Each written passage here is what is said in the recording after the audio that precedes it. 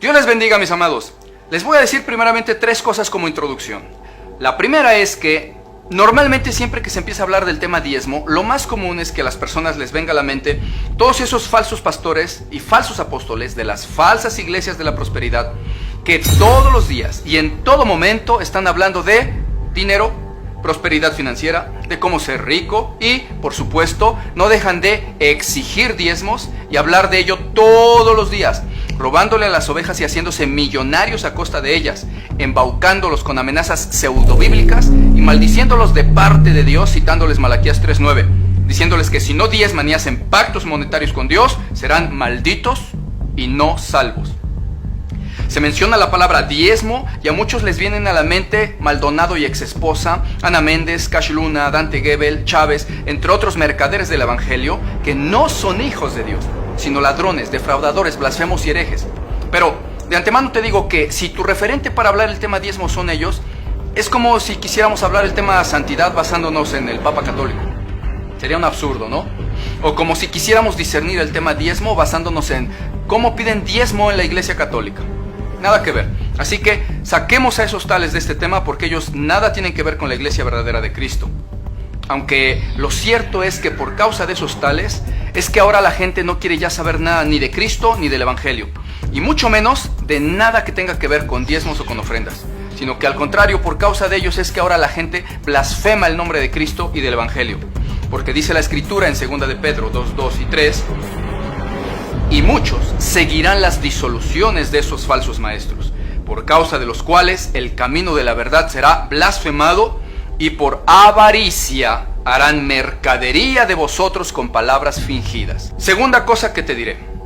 En la iglesia donde yo ministro, yo no pido diezmo, ni me la paso hablando de dinero y de diezmos. Yo predico la verdadera santidad de la que habló Jesús, verdadera obediencia y verdadera conversión con frutos dignos de arrepentimiento.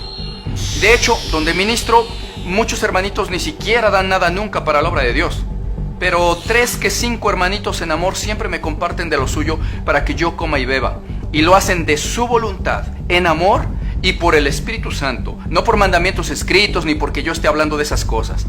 La iglesia donde ministro es testigo de cómo incluso he reprendido a algún hermano por quererme decir cosas tales como: no iré a culto porque tengo cosas que hacer, pero ahí te mando un dinerito. Que tu dinero perezca contigo, les he dicho, como le dijo Pedro a Simón el Mago, porque han pensado que el favor de Dios se compra con dinero. Y ni siquiera les recibo nada, ni en ese momento ni después, aunque me rueguen que lo reciba.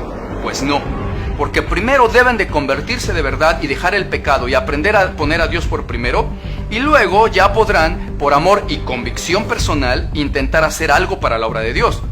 Pero si no se han convertido verdaderamente, a mí me interesa primero su alma, que se salve, y no quiénes son o cuánto tienen.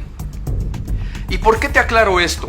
¿Y por qué pongo a la congregación y a Dios por testigo? Bueno, primero, para quitarte tropiezo y veas que la doctrina que te diré hoy es porque la Biblia lo enseña y no porque yo pida diezmos, porque no es así. Y también para evitarles pecar a algunos, porque hay muchos que se condenan solitos y se muestran como levantafalsos, acusándome a mí, sin conocerme, de que según ellos yo he de predicar por dinero. Con lo cual, tristemente se condenan con su propia boca por levantarle falsos a un ministro que no conocen, cayendo en pecado contra la obra de Dios y contra sus ministros. Y yo quisiera evitar que se condenen. Yo quiero que mejor se salven, dejando el falso cristianismo acusador, levantafalsos y de mentira, y que estén también en el cielo con todos nosotros los hijos de Dios en aquel día. Por eso te aclaro esto, hermanito. Y la tercera cosa que te adelantaré es que el diezmo era solamente para la ley de Moisés y no para la gracia de Cristo, y lo vamos a abundar con Biblia, y que no estás maldito por Dios si no das el diezmo. Pero hay otras cosas que sí debes de hacer. Comencemos la doctrina. Primero, veamos doctrinalmente algo básico sobre el diezmo. Punto número 1. Dios ha dado 2 pactos: el Antiguo Testamento o Antiguo Pacto y el Nuevo Testamento o Nuevo Pacto. El Antiguo Pacto, que fue la ley de Moisés, solamente era para el pueblo de Israel, y hay muchos versículos que incluso prohibían que algún gentil o incircunciso participara de las cosas de ese pacto. De tal manera que, si es que somos